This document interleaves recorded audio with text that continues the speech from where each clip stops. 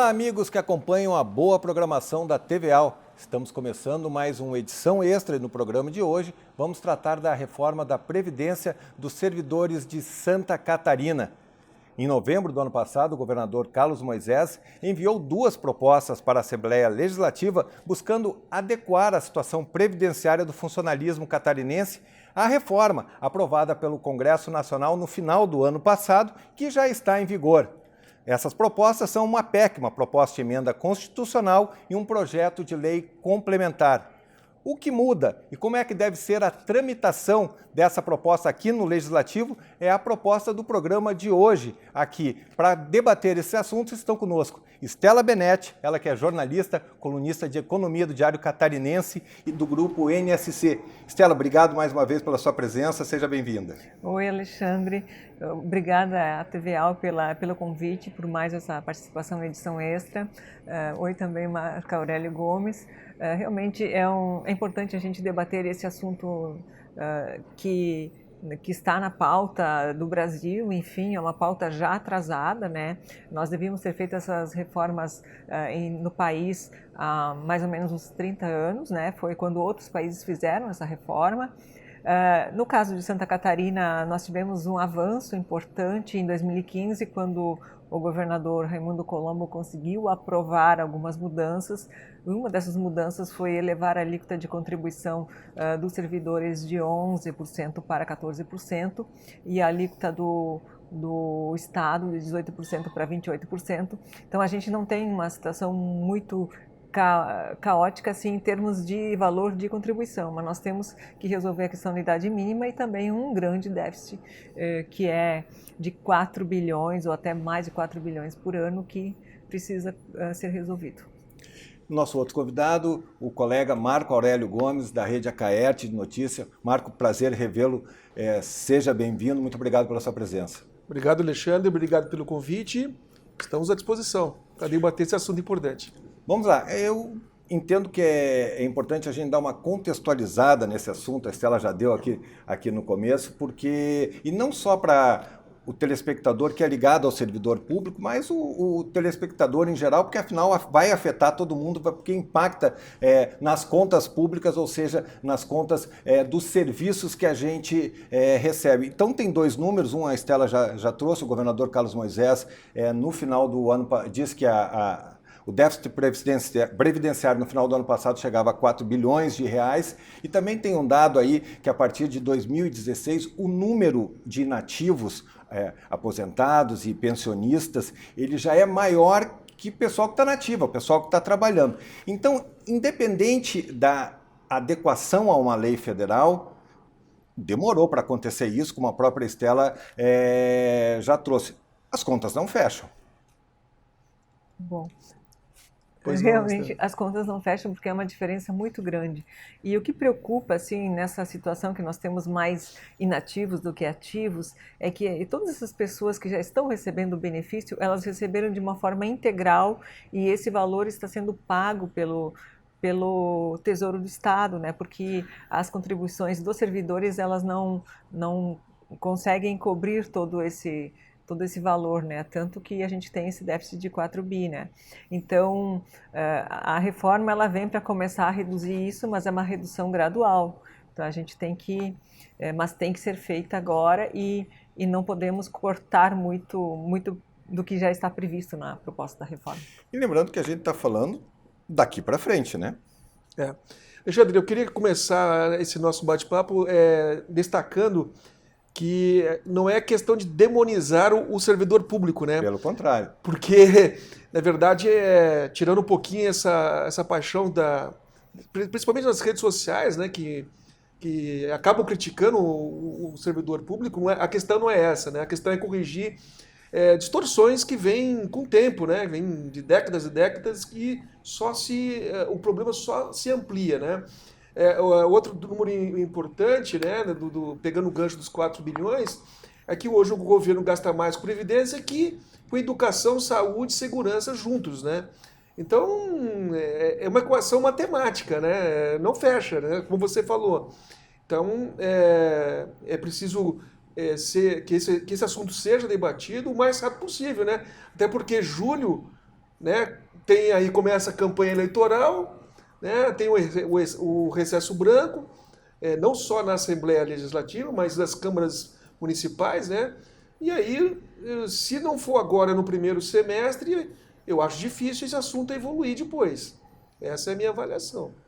Existe essa previsão, né, de que tudo isso tem que estar aprovado e em vigor até julho, tanto as reformas estaduais quanto as municipais, porque é o prazo dado pelo governo federal, porque senão a gente não consegue acompanhar a reforma que foi aprovada no ano passado, porque foi realmente uma pena os parlamentares federais não terem incluído todos os servidores públicos do Brasil nesta reforma que foi aprovada no final do ano passado, que já está em vigor, e que inclui os trabalhadores da iniciativa privada e os servidores públicos federais. Realmente eles deveriam ter, ficaram pensando no lado político, e isso foi na minha avaliação, foi uma falta de patriotismo, de pensar no país como um todo, porque nós estamos vendo umas reformas muito fragmentadas, cada estado fazendo o seu lobby, e são reformas, algumas talvez até mais avançadas do que a reforma federal, mas outras nem tanto, e só que quando estoura a conta, todos os brasileiros pagam, tipo assim, o governo do Rio de Janeiro está endividado, não consegue fechar as contas, o governo de Minas Gerais não consegue fechar as contas, nós, o Tesouro Nacional é convidado e nós todos pagamos, então seria muito melhor a gente pagar, investir esse dinheiro, sei lá, numa redução da pobreza do Brasil, que ela é muito grande, do que cobrir déficit estadual de governos que não fizeram seus ajustes, né? Eu acredito que a colocação também do Marco é importante. Essa questão não é questão de demonizar uma determinada categoria ou não. É que é uma categoria que recebe, a partir de recursos públicos, presta um serviço público bastante relevante, mas como recebe recursos públicos interessa a toda a sociedade, né? Já, inclusive, a questão da reforma geral do governo federal, a reforma da Previdência também, tem impacto em todos os contribuintes, todos os cidadãos, já é uma questão, mas nessa questão pública, Marco, é importante ter essa clareza. E aí, existe servidor com privilégio, existe servidor sem privilégio, como também existe em outras esferas de poder. Tem servidor competente, tem um servidor não competente. Como tem funcionário de empresa particular competente, e a gente vê de tudo. Da outra vez que eu já vim aqui, eu já tinha destacado isso, porque vocês só falam mal de servidor, e não é essa a questão, né, gente? Eu acho que o problema é mais complexo do que se limitar a simplesmente rotular as pessoas, né, Estela? Estela, em linhas gerais, qual é a proposta do governo? O que ele está mudando? Onde é que ele quer chegar? Bom, a proposta principal, como eu já falei anteriormente, que Santa Catarina já aprovou em 2015 a elevação da alíquota de 11% para 14% para os servidores, a proposta principal é mudar a idade mínima, que é de passar, enfim, para 65 anos para o homem e 62 anos para mulheres, que é uma média nacional também para o setor privado. E nós temos uma mudança também para os professores, que hoje podem se aposentar até com 46 anos, tal, enfim, eu acho que são 25 anos de carreira, e eles vão poder se aposentar somente no caso das mulheres, das professoras 57 anos e dos professores com 60 anos. Então essa é uma mudança super importante. Nós temos também uma mudança nas pensões, porque hoje, quando isso aconteceu também em nível nacional, quando a pessoa morre, o cônjuge tinha direito à pensão integral.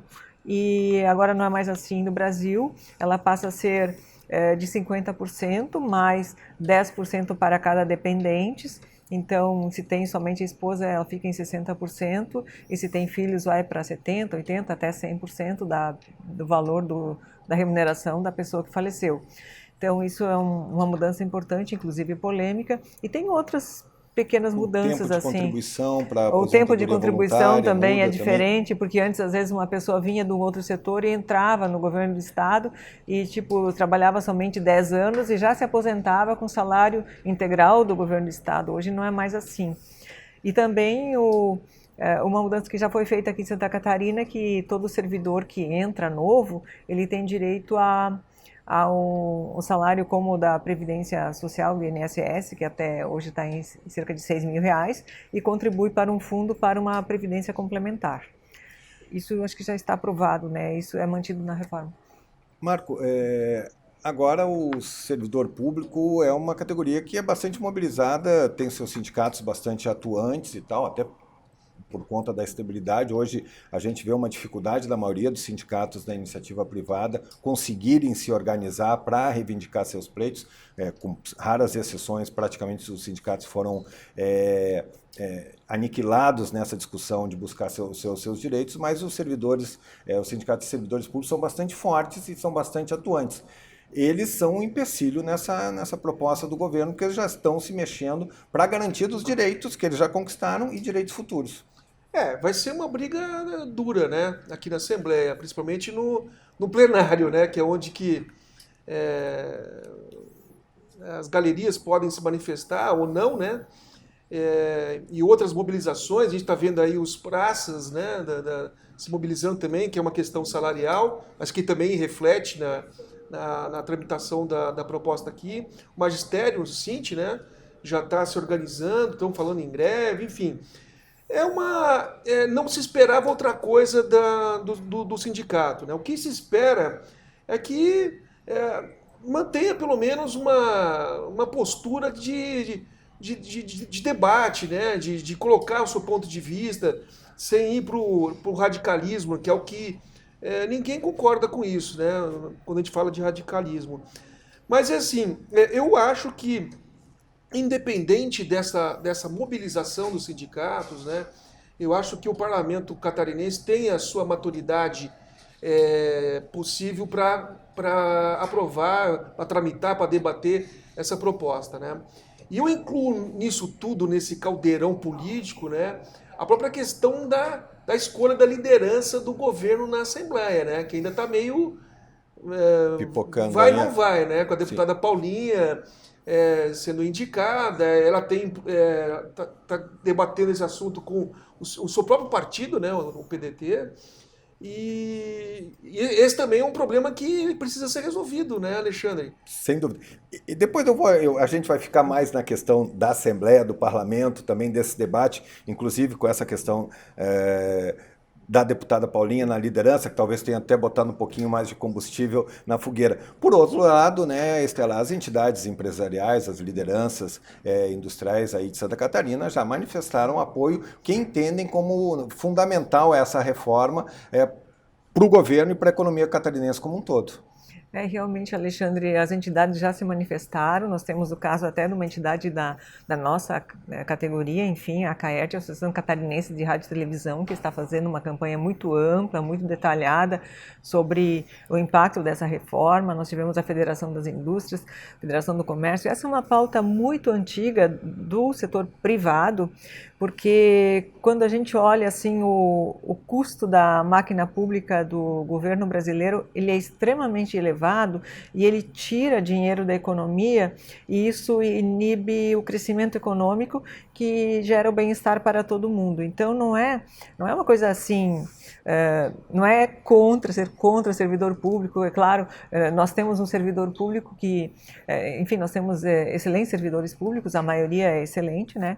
Mas só que os salários médios hoje pagos, e até dos concursos feitos, são muito elevados, são muito acima dos salários pagos pela iniciativa privada. Então fica uma discrepância num país que é pobre. Nós somos um país pobre. Mais de 60% do trabalhador brasileiro ganha até um salário mínimo. Por exemplo, o salário médio aqui de Santa Catarina, que nós somos o estado mais rico do Brasil, é cerca de R$ 2.500. Então, é claro que nós temos alguns servidores que ganham isso, talvez até menos em alguma prefeitura, mas os professores do Estado têm uma renda meio parecida. Não sei detalhar o salário dos professores do Estado, mas não é um salário assim extremamente baixo.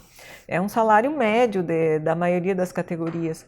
Então, no momento que você tem esse custo elevado do setor público, inibe a economia. Por exemplo, nós temos que reduzir a carga tributária para a economia privada ter um voo mais alto. Por exemplo, quando você olha os liberais americanos, eles dizem dizem, nossa, um peso de 40% do PIB do setor público é enorme, o ideal seria 15%, 20%, aí a economia voa, e no momento que a economia se desenvolve, você consegue gerar um movimento econômico em todas as áreas, assim, empregar mais pessoas. É claro que nós temos ainda uma certa, nós temos concentração de renda também, mas é uma coisa que precisa ser trabalhada, mas não dá para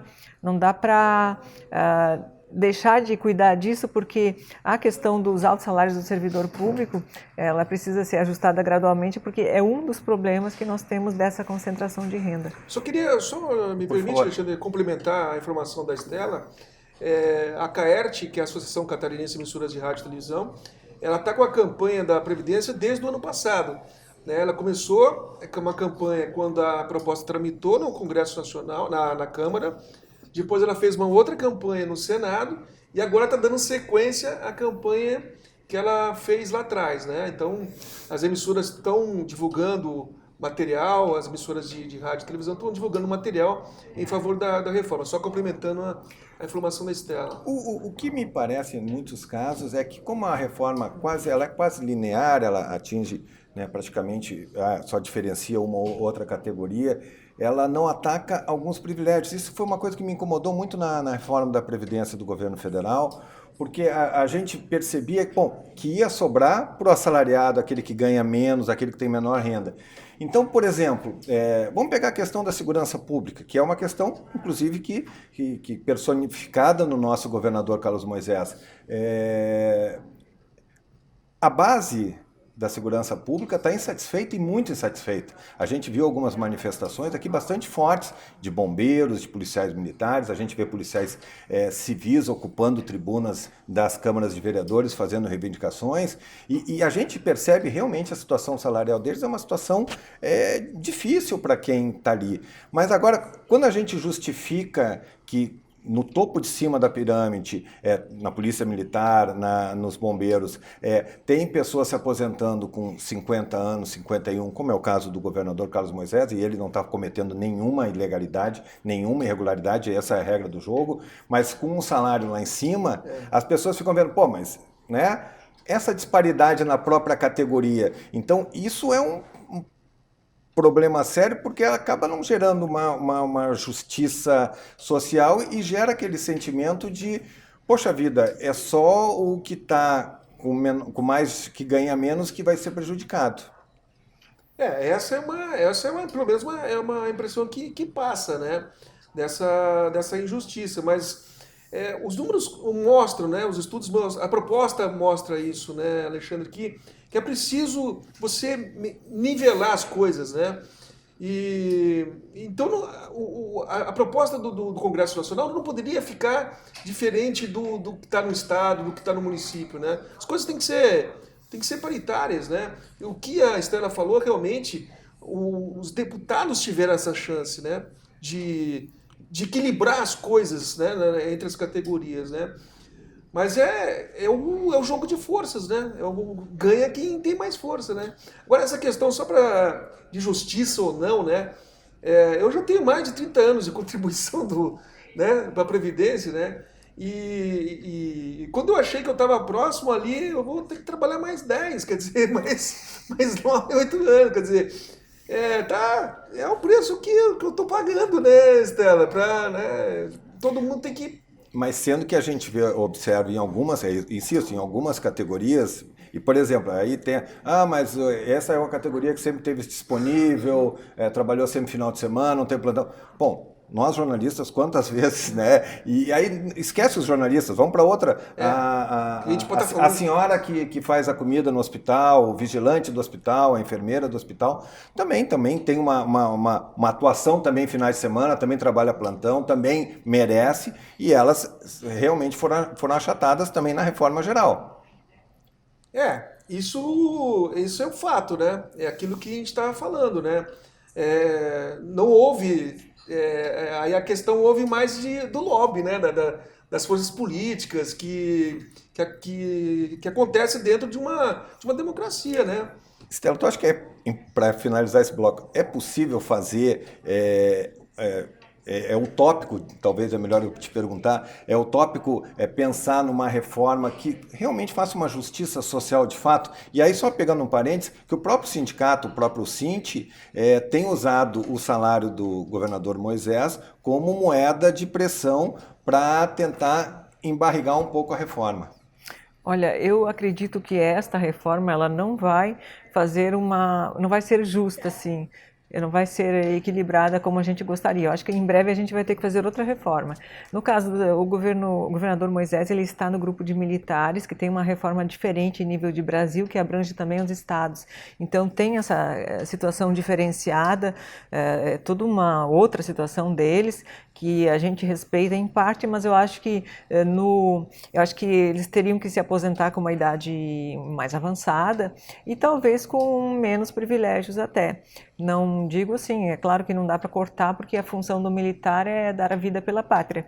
A gente tem que olhar diferente, mas acho que não vai ser agora que a gente vai fazer uma reforma ampla assim para. Alexandre, independente dos direitos ou não, se, né, que ele está no direito dele, né, que a regra era essa. Sim, sim, não tem. Mas assim, para não analisar friamente, né, 50 e poucos anos, né, a pessoa está no auge da carreira. É a minha idade, eu tenho mais uns 20 pela frente ainda, senão eu estou tipo ferrado. Assim, o Estado treina essa pessoa, capacita essa pessoa, e quando ela está no auge da carreira, ela pode se aposentar, quer dizer... Tem algo que precisava ser revisto. Mas entendendo, que não é agora que vai nós pegamos ser... esse fato, que é o fato emblemático, Sim, governador, sim. e, de novo, não tem legalidade, não tem regularidade, sempre fez parte da regra do jogo, mas é um exemplo bom para tentar explicar um pouquinho das distorções que acontecem no serviço público, mas também em outras ações. Nós estamos discutindo a reforma previdenciária aqui para o funcionalismo de Santa Catarina. Nós vamos a um rápido intervalo. Na volta nós vamos trazer o papel do legislativo nesse debate todo. Fica com a gente.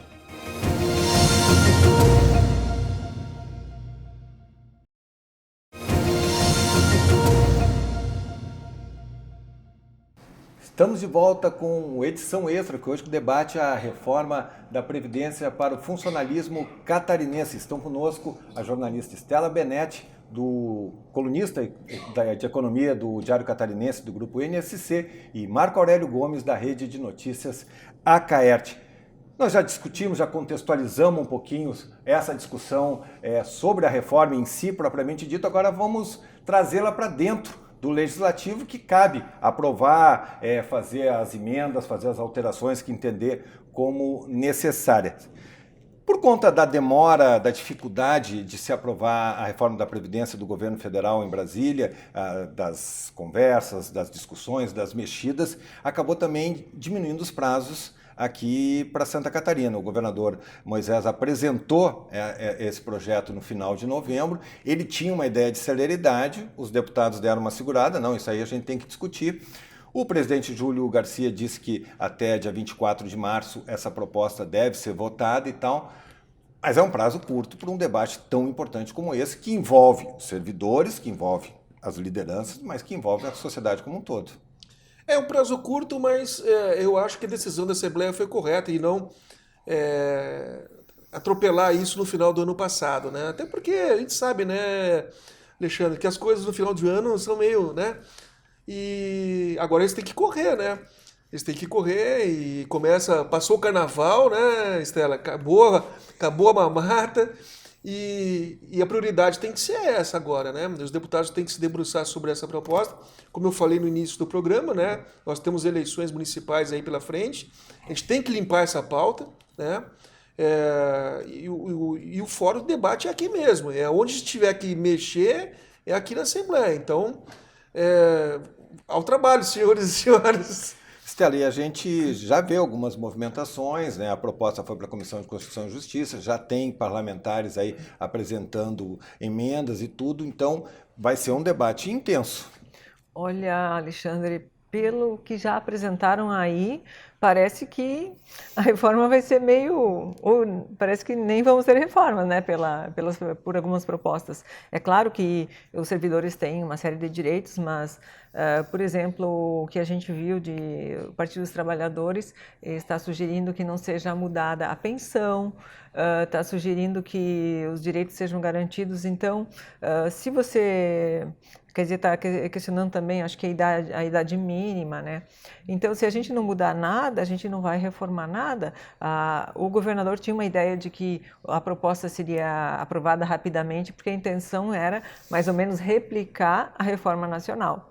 Então, como veio e abre para o debate, então, cada categoria quer manter os privilégios. E no momento que você mantém os privilégios, você realmente acaba repetindo esse problema, né, que a gente tem essa concentração de uma renda maior para algumas pessoas, enquanto que os milhares de outros não têm.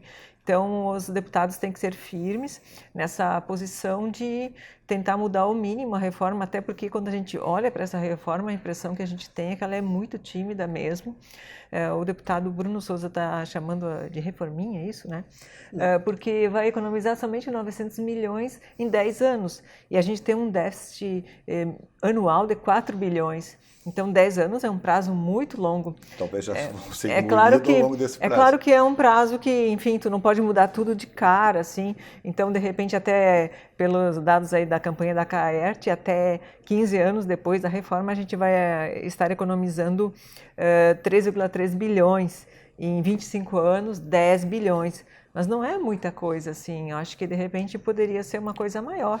Mas ninguém está falando que a reforma vai resolver as coisas da noite para o dia, né? Como aconteceu no Congresso Nacional, a reforma em nível nacional. Ninguém falou que a coisa vai acontecer né, de uma hora para outra. Foi possível, mas às vezes esse é o problema dos remendos, né? A gente acaba, claro que as soluções nunca são definitivas, né? Mas às vezes quando elas são trabalhadas de forma com o pé mais no chão e com mais calma, com mais serenidade, elas avançam mais. No governo federal a gente percebeu isso porque há uma relação de beligerância entre o governo, apesar de ter um bom trânsito lá no Congresso Nacional, mas há uma relação inegável. E aqui também a gente percebe isso. E isso atrapalha qualquer análise lúcida sobre esse tema que é tão importante. E aí quero trazer mais uma situação que a gente recebeu a informação aqui durante o programa, que das emendas, a grande maioria apresentadas até agora são do PT, e por outro lado, 4 é do deputado Bruno Souza, que é o oposto do PT, né? Então, ou seja, são duas visões diferentes que já estão apresentando propostas diferentes para a situação do governo. Uma proposta do Bruno Souza é importante, que ela prevê que os recursos do Fundo Previdenciário não podem ser usados para qualquer tipo de investimento, o governo não pode pegar esse recurso para misturar o dinheiro, usar para uma outra coisa, se ele tiver dificuldade com alguma outra coisa, que o dinheiro vai ter um fim específico. Isso é importante porque a gente não pode dar liberdade para que usem recursos da Previdência para qualquer coisa. E eu não conheço todas as propostas do deputado Bruno Souza, mas o que a gente tem que cuidar mesmo é de que os recursos sejam, enfim, que a gente tenha uma boa reforma, porque daqui a pouco a gente vai ter que fazer outra, né? Porque se a Assembleia não for firme, se esses 40 parlamentares não forem firmes em manter uma reforma mínima, em breve a gente vai ter que fazer uma outra reforma. Marco? E isso nós estamos falando só de estado, né? Nós não estamos falando de municípios, né? Sim. Imagina, né, fazer isso em todos os municípios, né? Então, nesse momento, vamos agora ouvir as entrevistas de algumas lideranças aqui da Assembleia Legislativa para perceber como é que está o clima aqui no Parlamento. No meu entendimento, né, eu já deixei claro isso na tribuna, que essa reforma ela chegou um tanto quanto desidratada na casa, né? Ela em amplitude, ela não deixa nada a desejar, mas em profundidade sim, né? Eu acredito que ela deveria ser um pouco mais agressiva, né? No que diz sentido a forma que ela foi, a forma que ela chegou aqui, ela simplesmente ela está cumprindo uma tabela que é uma determinação do governo federal, né? Então ela poderia ser melhor trabalhada para que a gente conseguisse dar um sentido maior pelo desgaste mesmo que seria fazer uma reforma, né? Lógico, nós vamos confrontar opiniões aí de todos os setores, né? E nesse entrechoque de opiniões, eu acredito que todos os deputados vão tentar fazer a sua parte de contemplar os anseios de cada uma das classes que vão ser atingidas e impactadas pela reforma. Porém, eu acredito que o governo ele deveria ter estudado um pouquinho melhor, elaborado um pouquinho melhor, para que ela pudesse ter mais margem de negociação com essas classes, né? Uma reforma bastante desidratada, difícil de você conseguir articular uma negociação, porque ela não tem margem para negociação. O que nós temos recebido aqui no nosso gabinete são associações e sindicatos de categorias que têm vindo demonstrar as suas preocupações. Segurança, educação, a diferença entre civil e militar. O que é justo, né? Porque eles defendem as suas categorias. A minha preocupação está sendo exatamente no sentido do que nós, Poder Legislativo, temos que fazer com relação a outros poderes que também são empregadores, que têm orçamento próprio, que têm rubrica própria, que têm duodécimo próprio, que é o Tribunal de Justiça, Ministério Público, Defensoria Pública e Tribunal de Contas. O que estes poderes têm a dizer com relação à proposta do Executivo? Por isso que eu estou numa conversa com outros líderes para que possamos fazer uma diligência e perguntar a esses poderes de forma oficial que eles se manifestem em relação a essa reforma que foi proposta pelo governo do Estado. E eu entendo, como legislativo, que eu não posso receber algo do Executivo e empurrar de goela abaixo desses outros poderes que são independentes e concorrentes. Então, no mínimo, a gente faz. A única questão é que se a gente faz esse pedido de diligência na CCJ ou na Fazenda e trabalho que é mais o mérito. Eu ainda acredito que seja na Fazenda, na Comissão de Fazenda e do Trabalho. A CCJ a gente vai ficar mais na questão legal mesmo, constitucional. Então, eu tenho conversado já, o nosso partido entende, já conversei com os outros membros do PSD, nosso partido entende que isso é necessário e vamos construir com outros líderes para que nós possamos aprovar, ou na Comissão de Finanças ou na Trabalho, ou nas duas em conjunto, esse pedido de uma diligência aos poderes.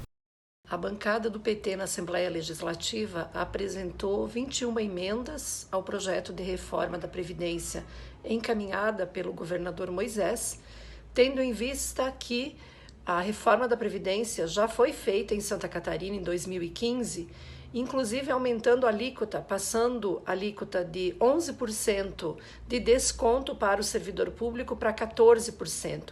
Então, desde lá, os servidores públicos já têm contribuído mais.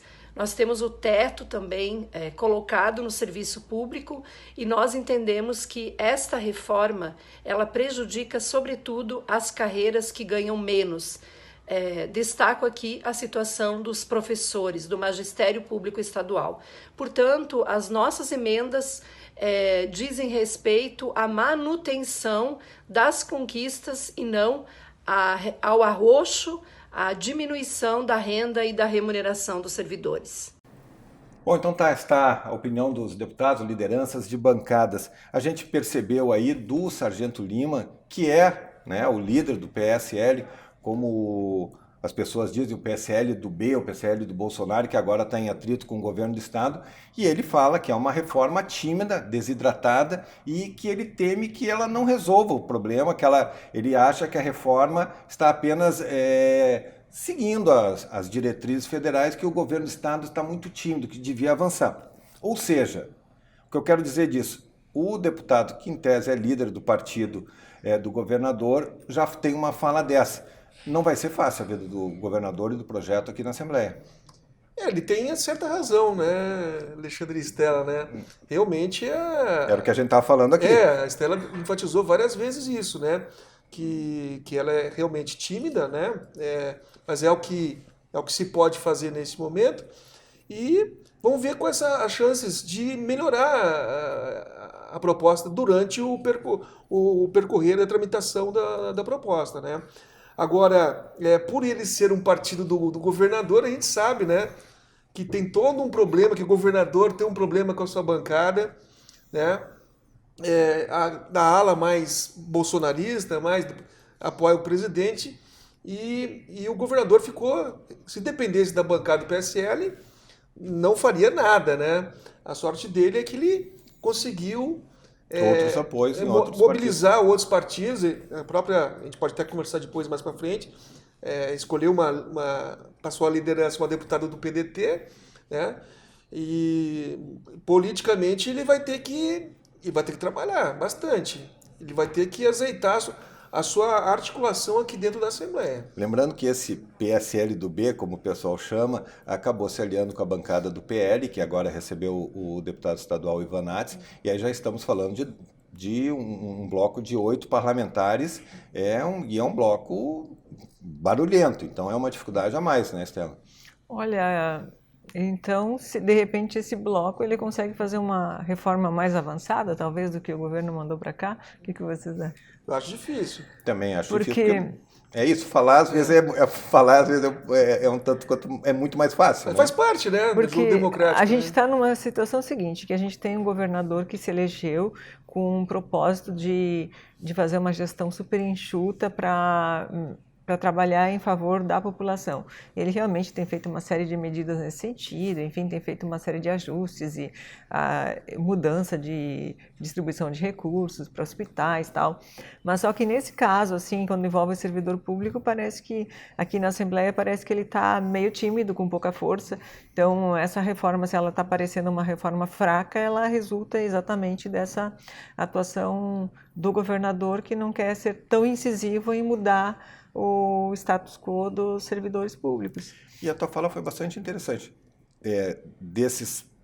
Tem proposta melhor, mais avançada, que realmente equacione a situação?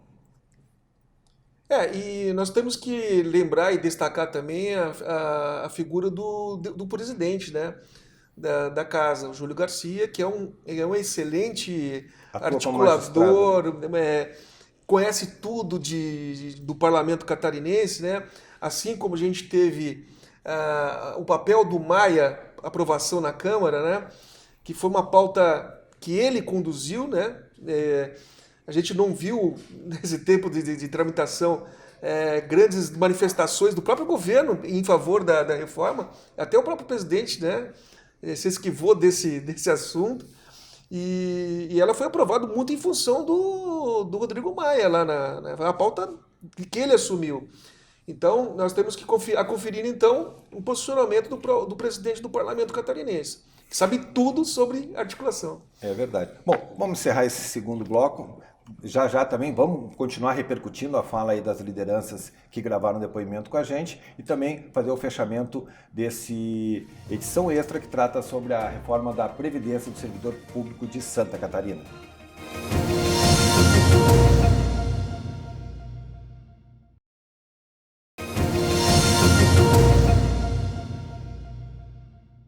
Olá, estamos de volta. Esse é o terceiro e último bloco do Edição Extra, que trata sobre a reforma da Previdência para o funcionalismo catarinense. Eu ainda quero, nesse começo de bloco, repercutir a fala que a gente exibiu nos blocos anteriores, a fala do deputado Kennedy Nunes, ele que é líder do PSD. Ele quer ouvir os demais poderes, Tribunal de Contas, Ministério Público, o próprio Assembleia já está sendo ouvida aqui, porque ele entende que, apesar do dinheiro ser do orçamento do Estado, eles que cada um gere a sua parte, gerencia a sua parte. Como é que vocês entendem isso e se isso não é também uma porteira para garantir diferenciações entre um setor e outro do funcionalismo público? Lembrando que todo mundo, de um modo ou outro, é servidor público. Eu acho que é. Eu acho que você tem razão. Eu acho que é uma porteira. Agora, se tiver que ouvir, tem que ouvir rápido, né? Porque o tempo está passando, né? E a gente tem um reloginho correndo aí. Lembrando que o governo federal, eu não recordo de ter aberto consulta para os outros órgãos.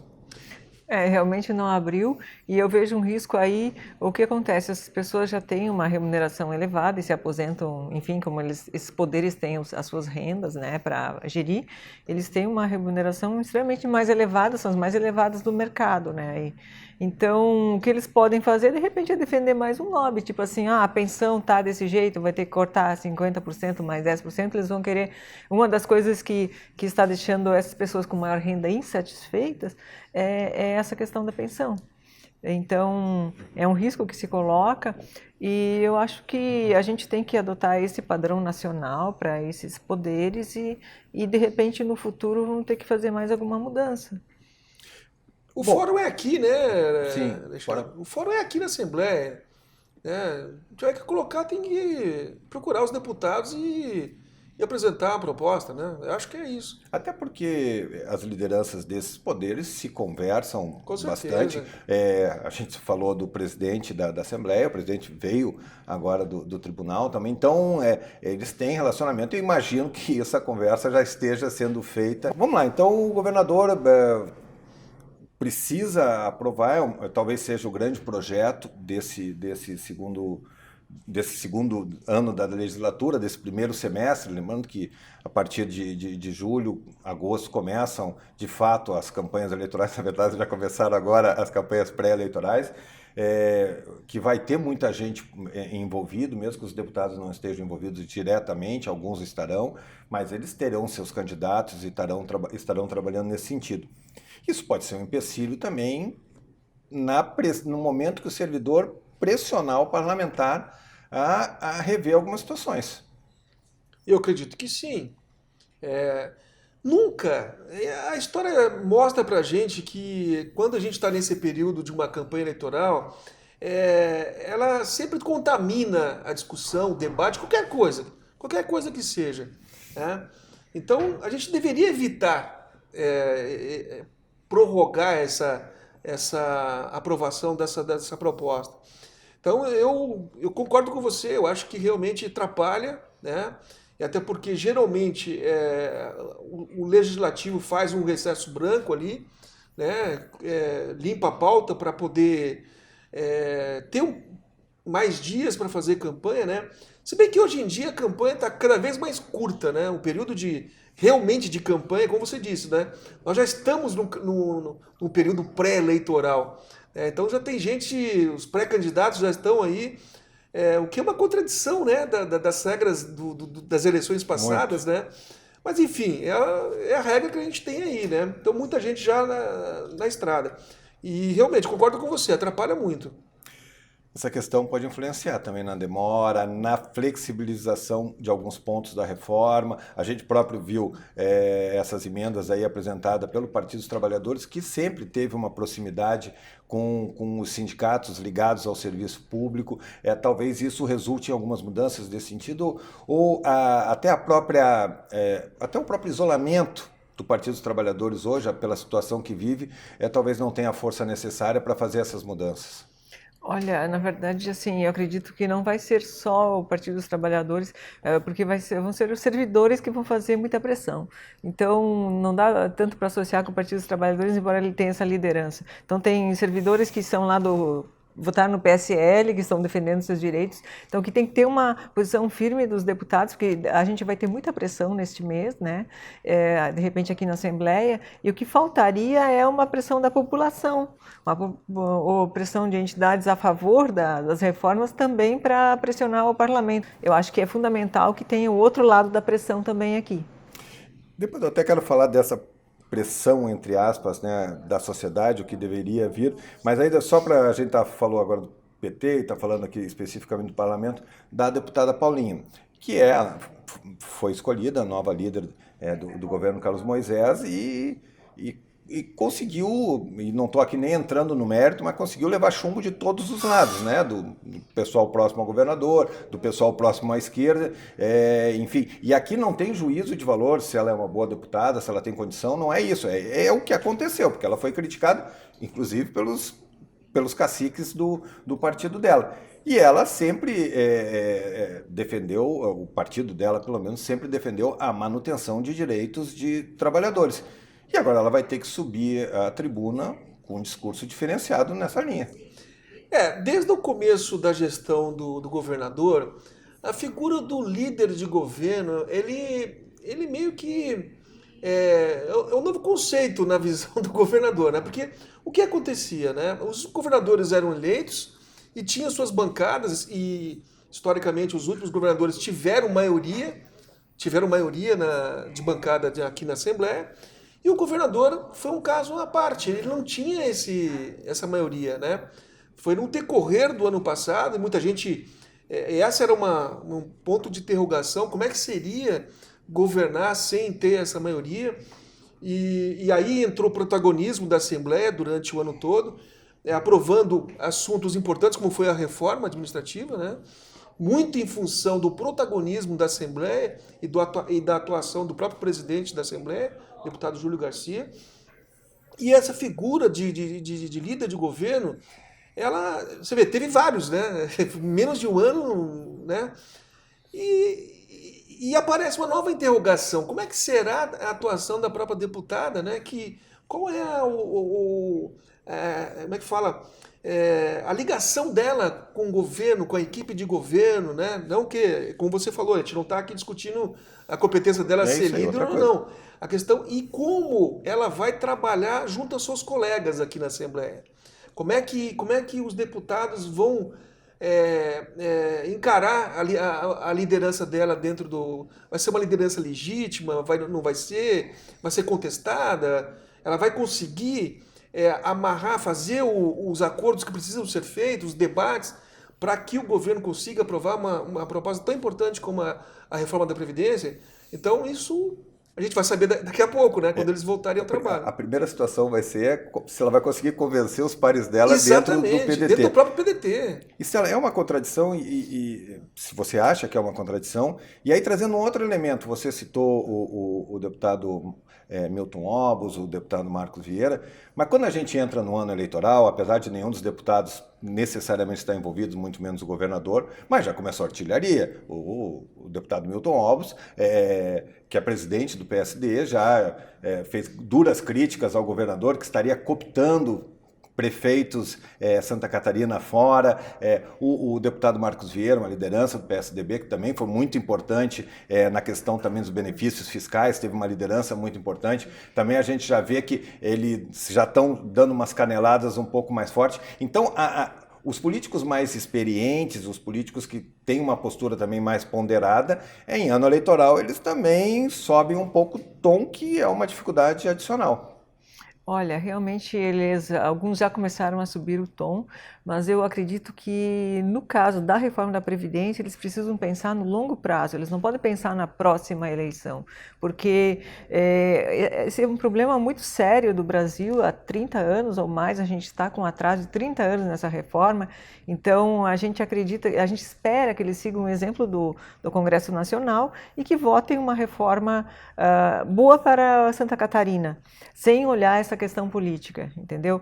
Porque realmente eles vão estar em palanques opostos. Teve mudança de palanque, teve um chateado com isso, outro com aquilo, outro que não foi convidado para discursar em tal evento. Tem toda essa história, essas questões políticas aí. E aí parece que agora, com essa liderança da deputada Paulinha, parece que a Assembleia ficou mais dividida ainda. A gente não sabe qual é a maioria que o governador tem ou não tem, ou se vai ter. No caso em vários assuntos dos incentivos fiscais, por exemplo, a maioria dos deputados votou realmente a favor do setor produtivo, que seria uma posição liberal, mas foi uma posição muito clara, esclarecida, com números que precisaria ter aquela posição.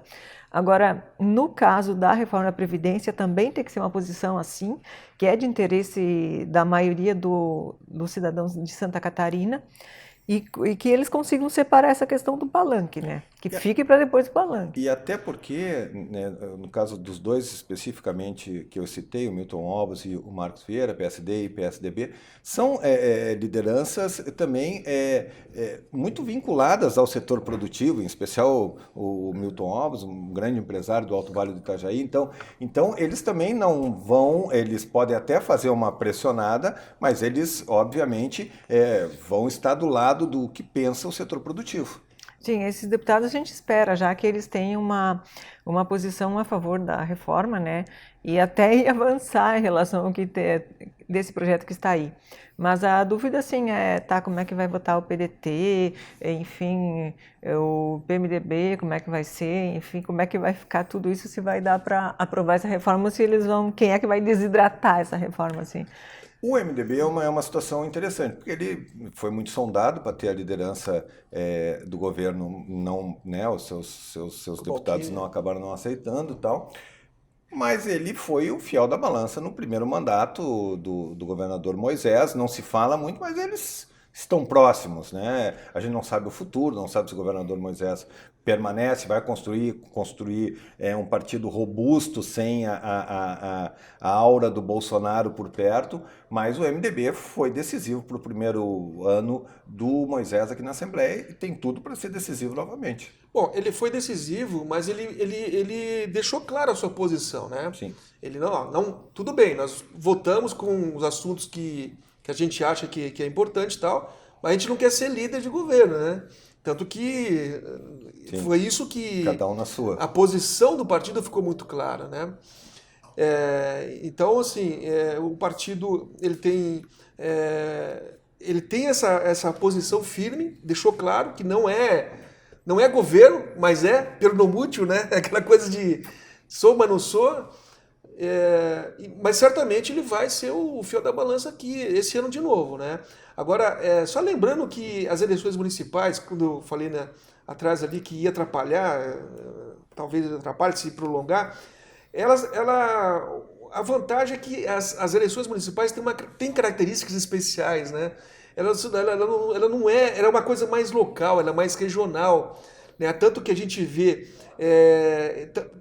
o que eu quero dizer é o seguinte: se fosse uma eleição para governador, de repente, esse ano, teria mexer, como é que eu vou dizer? A oposição poderia falar: essa é uma reforma do governador, essa é uma reforma do Moisés, essa é do fulano de tal, entendeu? Como é uma eleição municipal, isso não cola muito no eleitorado dos municípios. Essa é a minha visão. Nós estamos nos encaminhando para o final.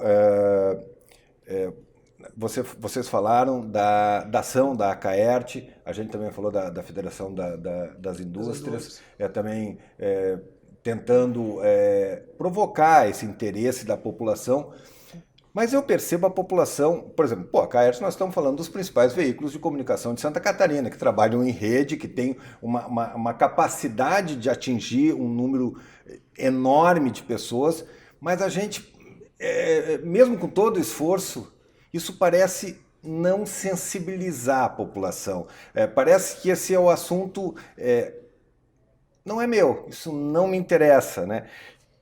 Que é um prejuízo para a sociedade, é um prejuízo para a democracia. Não sei vocês, como comunicadores, né, dentro desse processo, vocês percebem isso, porque a sociedade é uma discussão, fora se assim, eu sou parente de servidor público, eu sou servidor público, tu fica mais atento. Mas é uma discussão que não gera pertencimento, infelizmente, pela sociedade. Não sei se vocês pensam dessa maneira. Eu acho que não é só esse assunto. Não é só esse assunto. Acho que a sociedade ela está alheia a muitos outros temas importantes, né? O que eu vejo, né, e lamento, né, é essa coisa da proliferação das redes sociais, do destilar o ódio, né? Você é um, você é outro, né? Então eu acho que isso acabou muito com a qualidade dos debates que ainda existiam, né? Olha, eu discordo um pouco de vocês de que a população catarinense não está atenta a isso, porque nós tivemos várias pesquisas nacionais no ano passado falando em reforma da Previdência e todas as pesquisas deram assim que mais de 70% da população brasileira entendeu que está na hora de reformar, aceitou a reforma, tanto que os trabalhadores do setor privado aceitaram muito bem todas as mudanças feitas em nível nacional. Então, eu acho que o trabalhador está atento aqui, inclusive nós tivemos vários protestos no ano passado das pessoas indo para a rua defendendo reformas. e eu acredito que a população está atenta e que os deputados eles têm que considerar isso, que para a população é um assunto que já está assimilado, que essa reforma precisa ser feita e vai ser feita. A gente espera, claro, que as pessoas venham aqui fazer pressão, entidades venham fazer pressão, porque talvez a gente tenha muita pressão no setor público, mas a população entendeu, os deputados têm que saber disso, a população entendeu que tem que ser feita essa reforma.